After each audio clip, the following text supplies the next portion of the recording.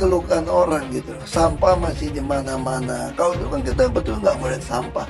Satu sungai pun kita nggak boleh sampah. Anda nggak bisa biarkan satu sampah pun berserakan di sini. Saya kira memang ada beberapa bagian sungai yang memang tidak dikeruk.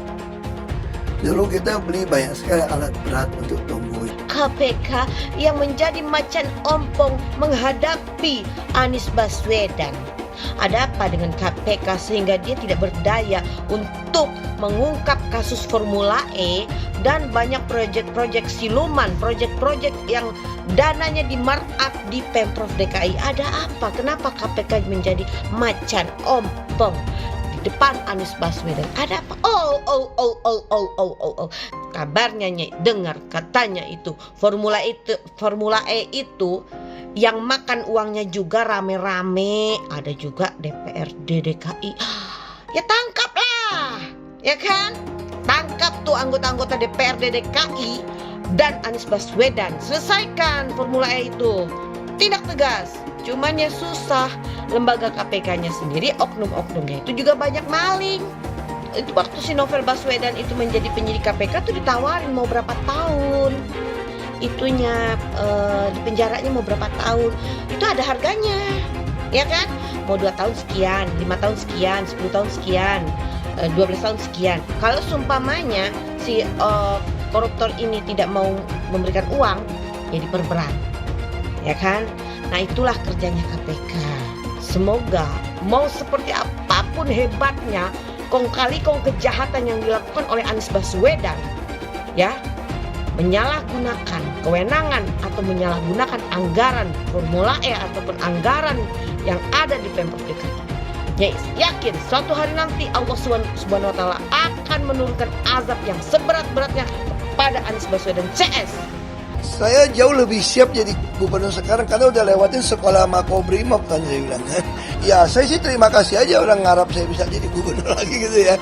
Tapi kan sekali lagi partai saya kan kursinya tidak cukup. Kita kurang 6 kursi. Nah, dan untuk kerjasama kayaknya saya lihat ya nggak tahu mungkin atau nggak mungkin itu urusan DPP ya. Terus yang kedua juga masih ada pertimbangan DPP akan masang saya atau tidak. Saya kira kalau soal Pak Anies itu saya serahkan pada DPP ya. Nah, karena DPP udah punya kriteria siapa yang bisa dicalonkan.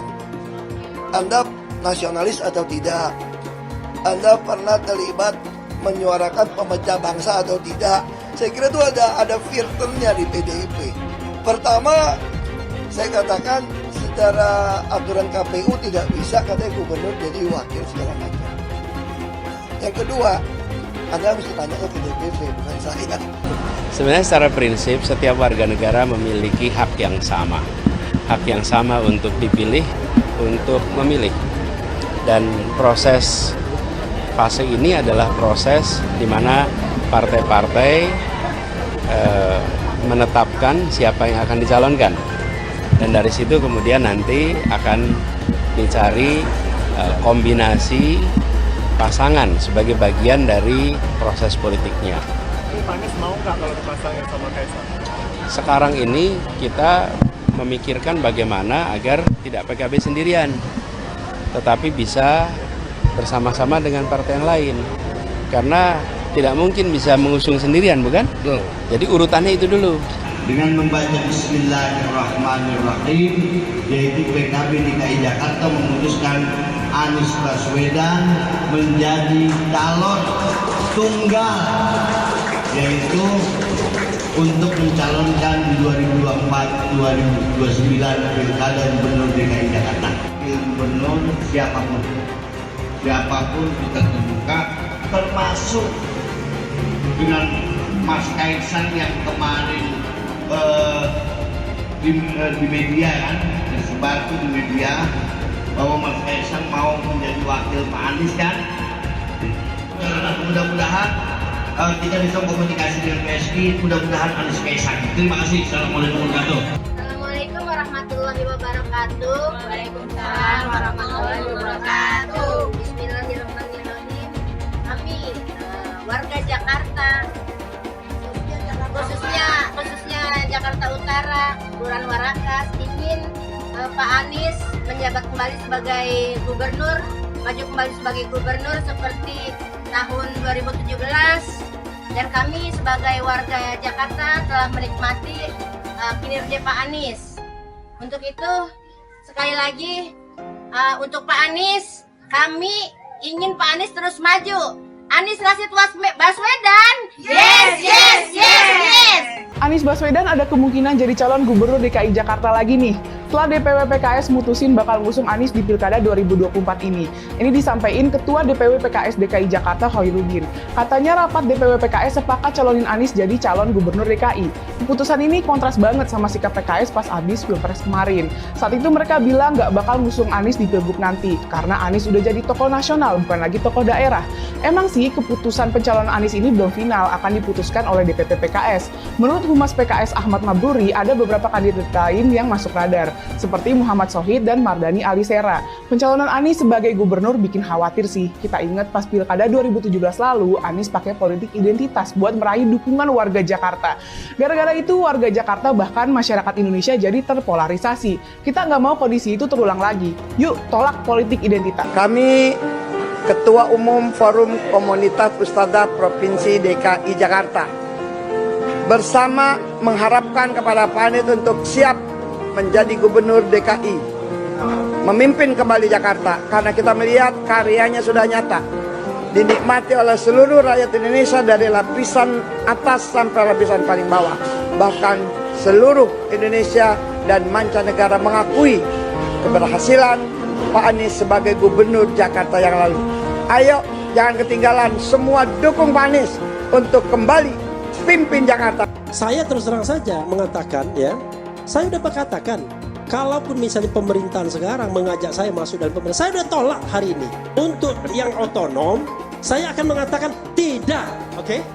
Tetapi saya akan bilang juga sama Anies dan Muhaimin, Anda itu sudah dibantu, sudah ditolong, sudah disupport oleh banyak orang yang berharap Indonesia akan lebih baik dengan Anda. Kalau Anda gabung dengan pemerintahan, Anda menjadi pengkhianat, kan begitu? Ini dengar ya, Anies dan Muhaimin, kalau Anda gabung dengan pemerintahan dan tidak mau menjadi oposisi, Anda pengkhianat. Usia saya sudah 74 tahun lebih 2 bulan. Saya khawatir anak cucu saya tidak punya negeri nantinya, karena negeri ini akan dikuasai oleh Cina dengan tentara-tentaranya sudah banyak. Di Morowali bertengkar tentara Indonesia, tenaga kerja Indonesia dengan tenaga kerja Cina, yang mati anak Indonesia 100 orang, Cina cuma 1 yang ditangkap dan dipenjara anak-anak kita tenaga kerja Indonesia. Saya menangis. Ini negeri siapa? Anakku, saudaraku, tentara, polisi, bangkitlah, sadarlah, minta pada Allah, datangkan kesadaran pada para ABRI. Kalian jangan membela yang salah. Kita memilih negeri ini, bukan Jokowi dan keluarganya. Jokowi adalah antek-antek komunis. Antek-antek komunis. Betul atau tidak? Ayahnya adalah ajudan Aidit, dan ternyata sidang demi sidang mengadili tentang ijazahnya, dia tidak pernah kirimkan ijazah aslinya. Tandanya apa itu? Jadi saatnya dia harus turun, masukkan penjara, dia harus mendapatkan hukuman yang sebesar-besarnya. Dari sekian banyak penyampaian aspirasi, dari berjilid-jilid diskusi, belum ada solusi untuk negeri ini. Maka kami emak-emak atas nama aliansi masyarakat yang peduli dengan negeri ini, tidak ada jalan lain bahwa pemimpin yang rusak, pemimpin yang tidak tahu malu, hanya satu caranya, yaitu semuanya duduk di kantor DPR itu, duduk di sana, kuasai data dan minta kepada Puan Maharani untuk bukan memakzulkan Jokowi, tetapi lengserkan Jokowi, mundur Jokowi dari sebagai pemimpin. Apa gereja? Ini apa? Kok saya agama Islam Betawi. Kita dibohongin selama 10 tahun, pembohong lagi. Ada apa dengan gereja, Pak? Masalahnya Jokowi itu Cina banyak. Kita dibudakin zaman Soeharto, Cina lagi, jangan sampai Cina lagi. itu rasis itu. Zaman Soeharto nggak ada kecurangan sah presiden. Ini pembohong, bohongin rakyat tau nggak? Jokowi itu apa sih? Jokowi itu apa? Ya Allah, dia itu seperti boneka golek, ditata ke sini ditata ke sini tapi sebenarnya lebih pinter anak saya loh. Bener apa enggak? Lebih pinteran anak saya, anak TK. Masa 1 ditambah 1 berapa? Dia bilang 11. 1 ditambah 1 buat 11. Otaknya di mana? Otaknya di mana? Goblok kalian, tolol kalian. Ngaku profesor, masa 1 tambah 1 buat 11? Goblok apa enggak? Tolol apa enggak? Saya menentang politik identitas karena bagi saya politik identitas dengan membawa-bawa agama itu mempermainkan agama. Kepada orang banyak katanya ngajak-ngajak, kalau ikut saya masuk surga, nyoblos saya masuk surga, tidak nyoblos saya neraka, tidak berhak disalati kalau mati misalnya. Ini mempermainkan agama. Emang yang punya surga kelompoknya pendukung Pak Anies? Hah? Iya. Ngapain lama-lama di dunia? Ngapain? Kalau katanya dijamin masuk surga? Yaitu Abah mengutus 1000 malaikat. 1000 malaikat. Dari 1000 malaikat yang 1 malaikat membawa 1000 malaikat.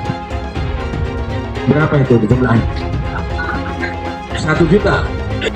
Kita akan mencoblos pilihan Allah dan Rasulnya. Siapa Imam Mahdi? Profesor Dr. Anies Rashid Baswedan, itu Imam Al-Mahdi, Al-Imam Al-Mahdi. 2024 memenangkan Anies Baswedan. Kenapa? Imam Mahdi. Semua sedunia Allah haram tidak mendukung Anies untuk Presiden Indonesia 2024. Dajjal. Kalau tidak memenang Anies Baswedan untuk Presiden, Dajjal. Catat itu, amin menang wajib, amin kalah dosa. Secara eksplisit ditulis dalam Al-Quran. Quran surah Al-Qasas ayat 26, Quran surah Asy-Syu'ara ayat 107, 125, 143, 162, 178, 193. Quran surah Ad-Dukhan ayat 18, ayat 51, Quran surah At-Takwir ayat 21, dan Quran surah At-Tin ayat 3. Tepuk tangan untuk kemenangan amin. Amin menang, amin kalah. Catat itu. Hamba itu namanya Anies Baswedan. Dia akan panggil malaikat Jibril. Wahai Jibril, aku mencintai hambaku yang insya Allah namanya Anies Baswedan. Kabarkan kepada seluruh umatku, seluruh makhlukku, bahwa aku mencintai Anies Baswedan. Maka Jibril akan mengatakan kepada seluruh makhluk di langit, seluruh makhluk di bumi, cintailah Anies Baswedan. Maka insya Allah makhluk di langit dan makhluk di bumi semuanya akan mencintai Anies Baswedan dan mendoakan pada 14 Februari insya Allah Anies Baswedan Presiden Republik Indonesia. Siap Bekasi memenangkan Anies Baswedan 80%? Siap menang 1 putaran? Saya tidak mau pemimpin masa depan menyalahkan angin di kemudian hari. Anda kalau nyindir lain kali jangan pakai angin, Mas. Mau bilang lagi, jangan salahkan angin. Saya kan sampaikan soal angin ya kemarin. Angin tak ada KTP-nya. Angin itu bergerak dari sana sini. Ketika polutan yang muncul dari pembangkit listrik tenaga uap mengalir ke Jakarta, maka Jakarta punya indikator, karena itu Jakarta mengatakan ada polusi udara. Ketika anginnya bergerak ke arah Lampung, ke arah Sumatera, ke arah Laut Jawa, di sana tidak ada alat monitor. Ada orang yang bilang jangan cerita soal angin, maka dia tidak menghormati ilmu pengetahuan. Soal pembangunan yang berkelanjutan. Dia bilang di Jakarta dia udah meneruskan yang udah baik. Lu jangan percaya ya, itu ngibul. Faktanya nggak seperti itu loh. Belum lagi nih, program penanggulangan banjir. Jadi di daerah Jakarta itu ada daerah yang sebelumnya udah bebas banjir. Pas Anies mimpin, kok bisa-bisanya daerah itu banjir lagi? Gimana nggak banjir kalau kalinya udah nggak pernah dikeruk sama dibersihin, Pak? Kalau soal Jakarta, gue bisa bicara banyak deh. Jadi gue saksi bobroknya kepemimpinan Anies di Jakarta. Dan gue bisa pastiin, omongan manisnya Anies soal apa yang dia lakukan waktu mimpin Jakarta itu banyak nyimbulnya. Saya mensyukuri kenapa kalah, kenapa ditahan. Saya bersyukur atas itu semua. Saya coba bayangkan ya, kalau seandainya waktu itu kita menang gitu ya, hari ini belum tentu kita bisa nikmati seperti ini. Kita bersyukur 5 tahun Tuhan izinkan kasih ke orang yang pintar ngomong untuk kerja. Coba kalau kita bayangkan gitu ya, kalau kemarin saya masih jadi gubernur, ini saya udah turun ini. Tapi yang pintar ngomong itu dikira orang hebat kan? Ini lebih berbahaya tahun 2024. Langsung ketahuan karakternya. Langsung ketahuan itu. Di saya juga ada kutipan Pak di kamar saya Pak. Tulisannya, Jakarta telah mengambil keputusan yang fatal. DKI yang kita harapkan, Anies Baswedan yang begitu jelas Islamnya. 4 tahun 8 bulan jadi gubernur. Mana peraturan pergub saja yang melarang migrasi? Mana perda Islam apalagi? Yang akhirnya tidak berani juga menegakkan hukum Islam. Banjir tetap banjir, macet tetap macet, kriminalitas Jakarta. Anda tahu, 2 menit sekali terjadi pencurian. Sekarang orang sedang euforia, dia mau dicapreskan. Bagaimana umat terjebak lagi, bodoh lagi, masuk lagi. Kalau misalnya memang Anies itu mau maju dan dia tekad mau menegakkan hukum Islam dan menyatakan perlawanan, saya penuh. Tapi dia tidak lakukan itu. Bapak Politik Identitas Indonesia Anies Baswedan, Bapak Intoleransi Indonesia Anies Baswedan, jangan lupakan, jangan terlena, jangan sampai dia pecahkan kita dengan dagangan ayat dan mayatnya. Air itu turun dari langit, turunnya ke atap rumah langsung sumur bor, bukan ke sungai dan ke laut. Jangan hanya konsentrasi pada pembangunan benda-benda mati yang indah difoto dan bisa ditunjukkan dalam 5 tahun hasilnya. Kalau kita mau menilai sebuah janji, maka lihat janjinya, lalu lihat kenyataannya. Dulu janjinya apa ya?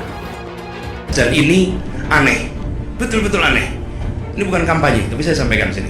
Di satu sisi menyiapkan jalur-jalur air untuk dikirim ke laut, di sisi lain di lautnya dipasang dengan pulau reklamasi, tinggal tunggu waktu jadi rob, air balik.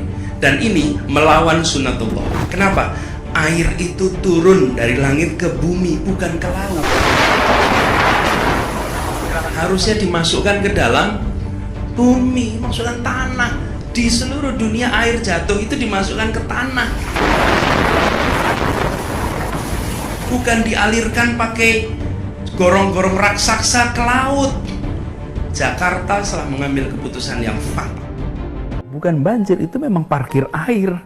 Bukan banjir, itu memang parkir air. Masyarakat berkeliling dengan membawa toa untuk memberitahu semuanya, termasuk sirine. iPhone 82 miliar. Apa alat transportasi yang dimiliki oleh hampir setiap orang?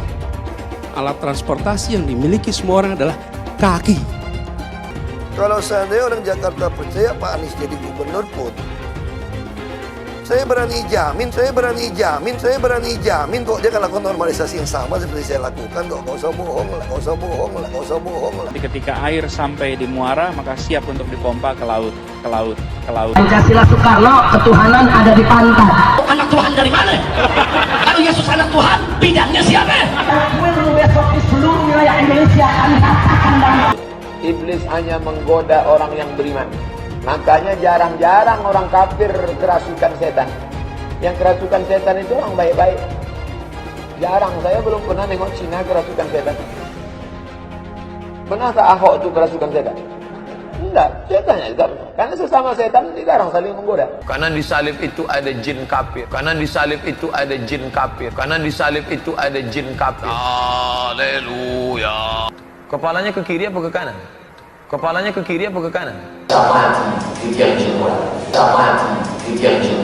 Kita percaya salib itu lambang mulia, bukan jin. Kok ketawa? Aku nggak nyindir siapa-siapa loh. Saya nggak pernah mundur untuk kebenaran, keadilan, kejujuran dan peri kemanusiaan. Gue nggak pernah mundur. Dan gue nggak pernah takut juga sama lu. Siapapun yang rasis, gue akan hadapin. Gue bilang. Karena rasis itu tidak berperi kemanusiaan. Sama saya ditanya dulu kan, kamu nyesel nggak statement kamu di Pulau Seribu sehingga masih masuk penjara? Tidak pernah nyesel. Karena saya mengatakan kebenaran. Hai teman-teman, tahun ini adalah tahun yang bagus untuk trading di market kripto, terutama Bitcoin dan kripto lainnya. Teman-teman bisa gunakan kesempatan ini untuk mencari cuan dengan trading di market kripto. Untuk trading, teman-teman cukup registrasi dengan menggunakan link di kolom deskripsi, lalu deposit, tentukan apa yang ingin kalian tradingkan, lalu tekan tombol buy. Sesimpel itu. Untuk minimal deposit, cuman Rp400.000 saja. Kita tidak dikenakan fee sama sekali. Saat ini lagi ada promo spesial. Welcome bonus buat kamu yang register dan deposit. Teman-teman akan dapatkan 100% dari jumlah deposit pertama. Contohnya teman-teman deposit 1 juta, maka akan menjadi 2 juta. Karena welcome bonus 100% dari jumlah depositnya. Jika ada pertanyaan, teman-teman bisa hubungi WhatsApp di kolom deskripsi. Saya juga mau mengajak teman-teman untuk bergabung di komunitas trading yang ada di kolom deskripsi. Di sana saya akan memberikan sinyal trading yang bisa teman-teman ikuti. Seperti biasa, kalau kamu suka dengan video ini, jangan lupa komen, klik like, dan subscribe. Kita semua tahu bahwa di Indonesia ada kebijakan diskriminatif terhadap warga Tionghoa. Saudara-saudara Tionghoa kita itu sangat sadar mereka diperlakukan tidak adil. Mereka sadar mereka masih dianggap sebagai orang asing, sebagai warga Indonesia yang bukan bangsa Indonesia. Baru-baru ini saya misalnya membuat sebuah video tentang diskriminasi di Yogyakarta. Tapi yang lucu, kenalan Tionghoa saya menanggapinya dengan santai. Mereka bilang, itu memang tidak pantas, tapi tidak apalah. Toh itu cuma terjadi di Yogyakarta. Saya merasa sikap teman-teman Tionghoa ini lahir sebagai mekanisme pertahanan diri. Daripada menyesali apa yang terjadi, mendingan mereka bersikap positif dan terus bergerak. Di daerah itu ada sebuah kebijakan yang sangat tidak masuk akal. Pemerintah di sana menetapkan warga Tionghoa tidak boleh memiliki tanah. Warga Tionghoa hanya boleh menyewa tanah, mengembangkannya sebagai bisnis, tapi tidak boleh memilikinya. Buat saya ini sangat tidak adil. Toh, kata mereka, ujung-ujungnya yang bakal rugi ya Jogja sendiri. Pengusaha Tionghoa bakal enggan mengucurkan uang untuk berbisnis di sana dan harga tanah di sana pun akan rendah. Mereka bilang warga Tionghoa sudah mengalami begitu banyak diskriminasi sehingga kalau mereka hanya dilarang punya tanah di Yogyakarta, itu bukan sesuatu yang luar biasa. Karena itu mereka percaya mereka harus bekerja sebaik-baiknya untuk bisa survive. Dan nyatanya, ya dengan kepercayaan diri dan kecakapan yang tinggi, mereka menjadi pelaku utama ekonomi Indonesia. Coba saja lihat daftar orang terkaya di Indonesia. Saya menengok daftar versi majalah bisnis Forbes tahun 2024. Dalam deretan 10 teratas pengusaha terkaya di Indonesia, 8 diantaranya adalah warga Tionghoa. Daftar pengusaha terkaya yang dikeluarkan Bloomberg kurang lebih serupa. Jadi buat kaum Tionghoa, kebijakan menolak kepemilikan tanah di Yogyakarta tadi, walau terkesan terbelakang, bukanlah sesuatu yang bakal mengganggu kejayaan mereka. Yang ingin saya tekankan, pengusaha Tionghoa memang menempati posisi teratas. Kalau kita teruskan ke peringkat 11 dan seterusnya, akan semakin banyak nama pengusaha Tionghoa ditemukan. Yang bukan Tionghoa dalam daftar 10 orang terkaya itu hanyalah Sri Prakash Lohia dan Hairul Tanjung di peringkat 5 dan 8. Yang lain ya Tionghoa. Yang paling kaya adalah Prayogo Pangestu, pemilik Barito Pacific. Total kekayaannya mencapai 1.053 triliun rupiah. Diikuti Budi Hartono dan Michael Hartono, pemilik Jarum. Harta Budi 384 triliun rupiah. Dan harta Michael 369 triliun rupiah. Selanjutnya ada Lau Tok Kwong dan seterusnya. Pada dasarnya ada 3 kelas masyarakat. Yang pertama kelas kulit putih, kedua kelas non-pribumi yang terdiri dari Tionghoa, Arab, Tamil, ketiga adalah kaum pribumi. Dalam pembagian itu, kaum Tionghoa dipaksa berkonsentrasi pada bidang perdagangan.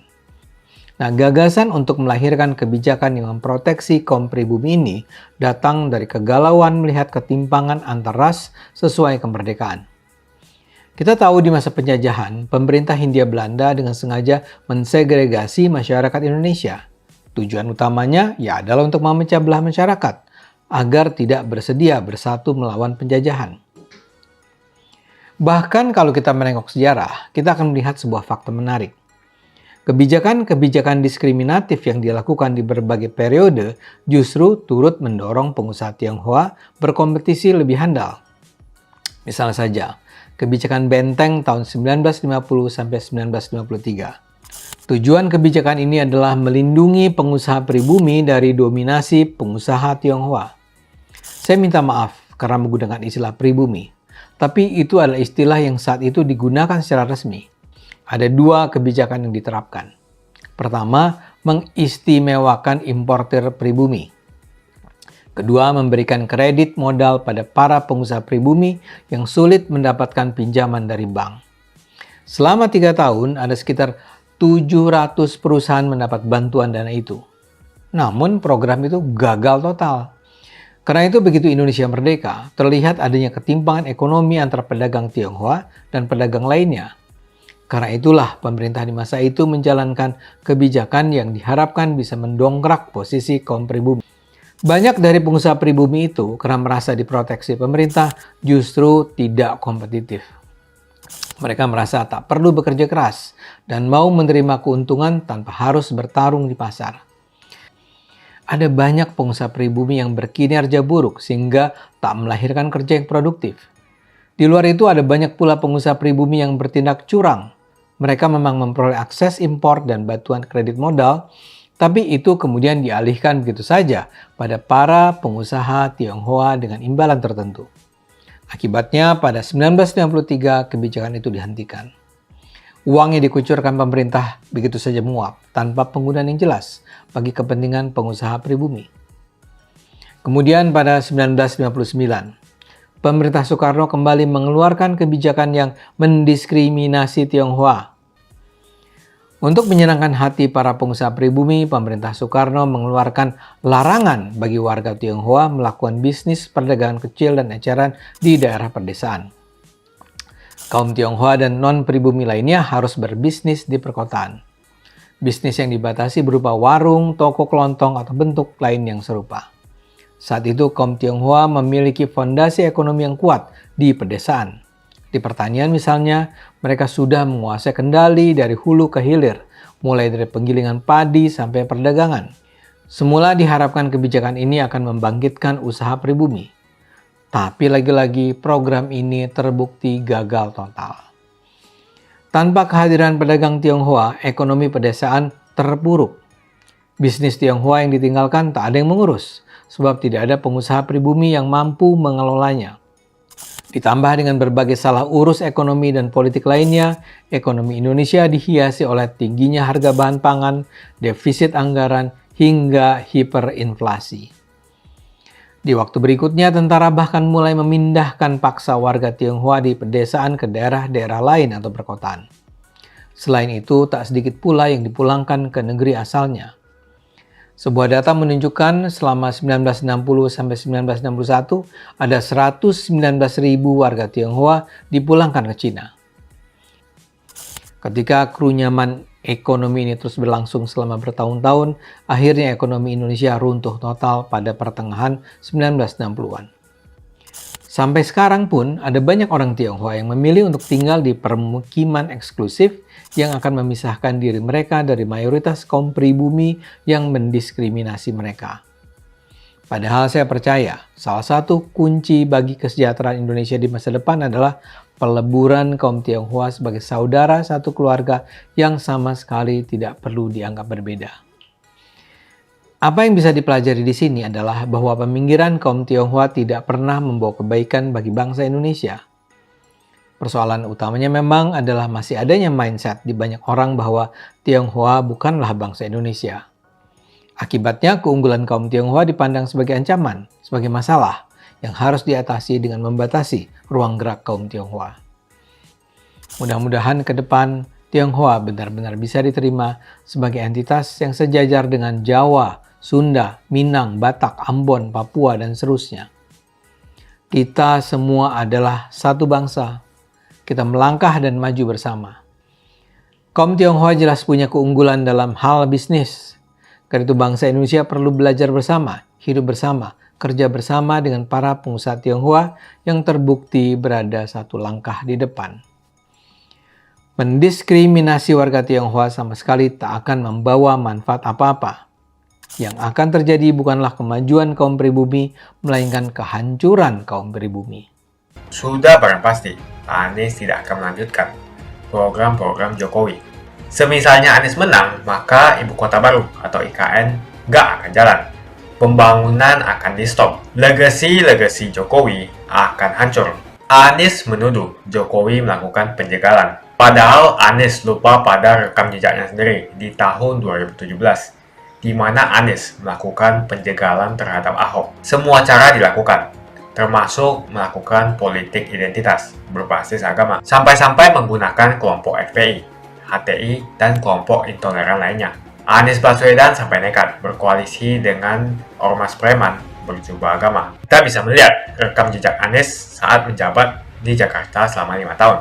Tidak ada satupun janji yang dipenuhi dan tidak ada kinerja yang bisa dibanggakan.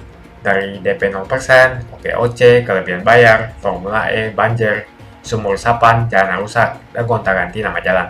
Diketahui Anies pun masih berhutang 100 miliar kepada Sandiaga Uno, dan sampai saat ini belum dibayarkan. Untuk jadi gubernur saja, Anies sampai berhutang 100 miliar kepada Sandiaga Uno, dan belum dibayarkan.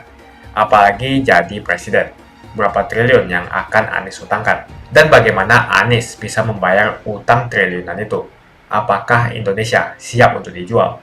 Jika Anies menang, maka FPI dan HTI, ormas khilafah, akan kembali. Apa kita mau Pancasila diganti oleh khilafah? Bagian Indonesia Timur yang mayoritas non-muslim pasti tidak akan setuju dengan khilafah.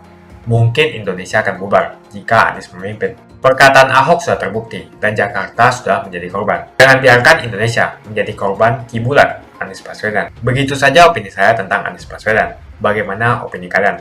Tuliskan di kolom komentar. Pastikan kalian semua menekan like di video ini. Dan jangan lupa bagikan video ini ke teman dan family Anda supaya mereka semua mengetahui tentang informasi ini.